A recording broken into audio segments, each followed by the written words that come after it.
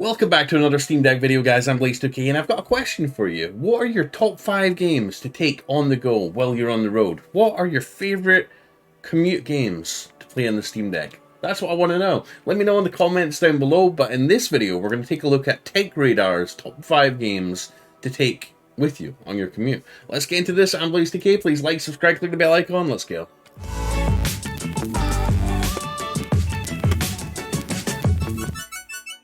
Hey guys, before we get into this video, we're giving away one of these amazing folding keyboard and trackpads for the Steam Deck. It's my favorite Steam Deck accessory, and we're giving it away in a couple of weeks. All you have to do for a chance of winning is clicking the like button, subscribe button, and bell icon, and commenting down below as to why you would want to win one of these bad boys. Also, if you just want to buy one of these things, I'll put a link to where you could buy it in the video description and in the top comment of this video. So guys, 5 best Steam Deck games for your commute. Elden Ring on the go at last. So, while many game consoles are judged on the exclusive titles they bring to an audience, the Steam Deck does things a little differently. In fact, while it may lack exclusives, it arguably has the greatest launch lineup of all time, and hundreds of Steam Deck verified games right out of the gate. No, actually, correction, 6,000 games. Lineup of all time with 100 spanning the forgotten classics to AAA releases from 2022. Sometimes though, it's just nice to find something to play in short bursts. There's something cozy about handheld gaming in that way, whether you're on the sofa or commuting to work. With that in mind, we've highlighted some of the best games you can play on the Steam Deck while traveling, dipping in and out like an everlasting gobstopper you can return to time after time. Now,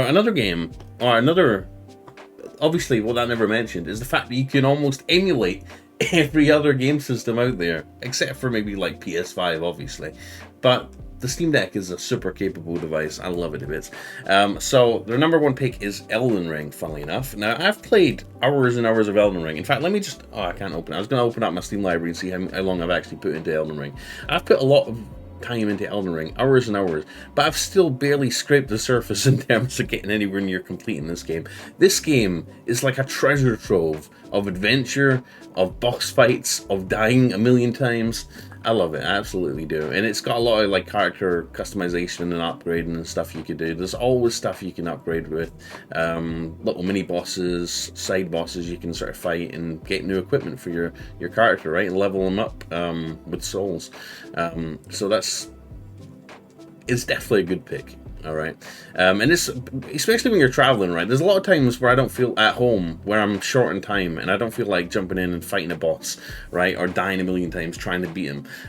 So if you're out traveling and you're bored, or you're in the car, or on the train, or on a plane even, you know, that's the perfect time to jump into a little bit of Elden Ring.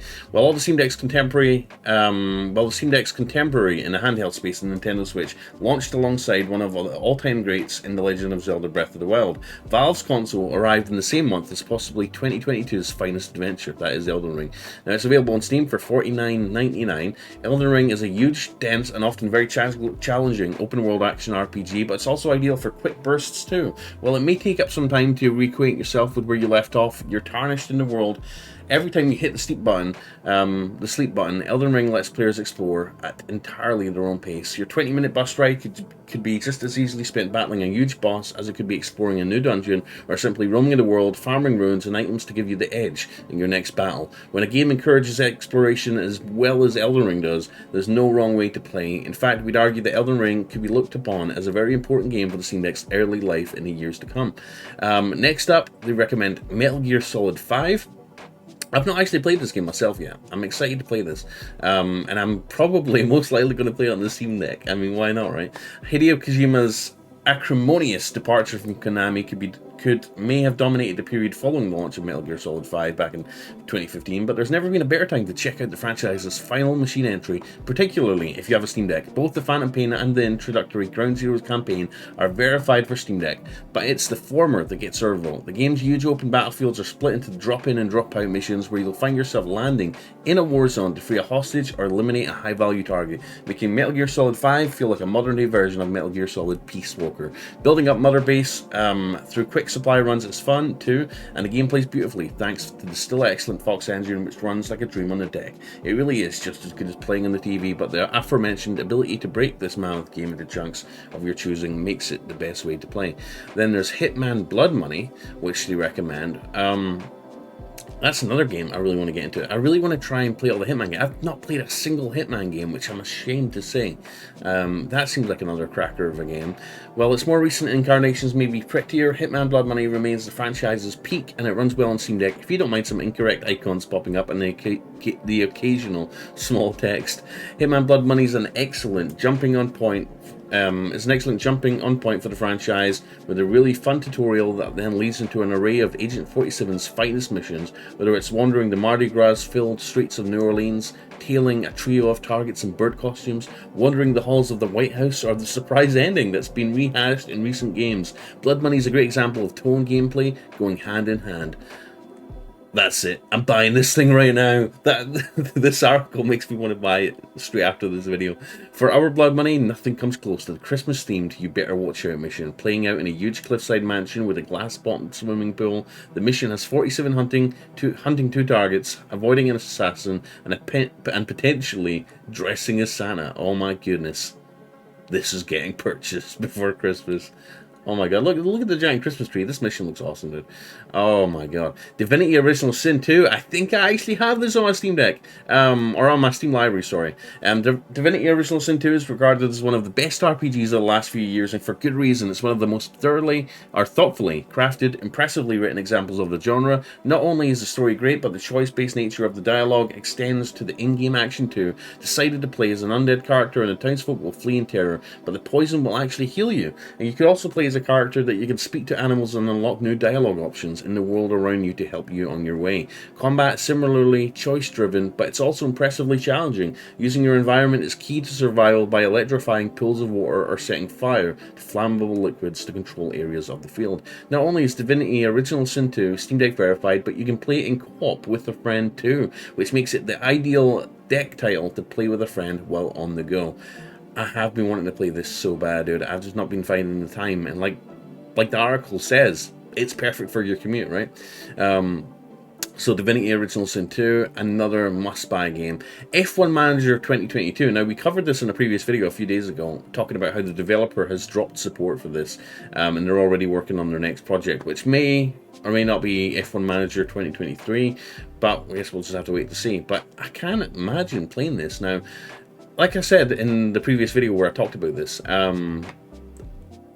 manager games have always had a special place in my heart ever since I played like Football Manager 1998 on my old Windows 98 PC back in the day when I was younger, when I was a kid, essentially. And I just loved it. I absolutely loved it. I think I played it on my Dell PC when I was like a young teenager too, like the 2000s versions, but none was quite as good as like 1999 or 1998. I can't remember which game specifically that I played, but anyhow, they finally got a manager game for one of my favorite sports, and that is Formula 1. And that, playing it on the Steam Deck, it might be a little bit strenuous in the eyes, just because the UI is a little bit smaller. But let's see how they justify this. A few franchises have attempted to take the tactics and drama of Football Manager franchise to new sports, but F1 Manager 2022 might be the best one yet. The detailed ladder management sim has you building a racing team over dozens of seasons, going back of the pack upstart to building a winning dynasty. Well, there's an incredible amount of information to understand in each race. The game's slick UI does a solid job of ensuring you have everything you need, even on the Steam Deck's display. It also has gamepad control, so if you'd rather use the buttons than the touchscreen, you can do so with ease.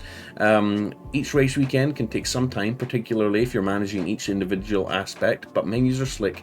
The on-track action looks great, and it loads quickly. Ideal for short bursts. So there we go. That's TechRadars' top 5. We've got F1 Manager 2022, Divinity Original Sin 2, Hitman Blood Money, Metal Gear Solid 5, and Elden Ring. Pretty good choices, I'd have to say. So let me know down below, what do you think the top 5 games for taking on the go? Let's be honest, there's more than 5 games that I would love to play on the go. There's so many games on the Steam Deck.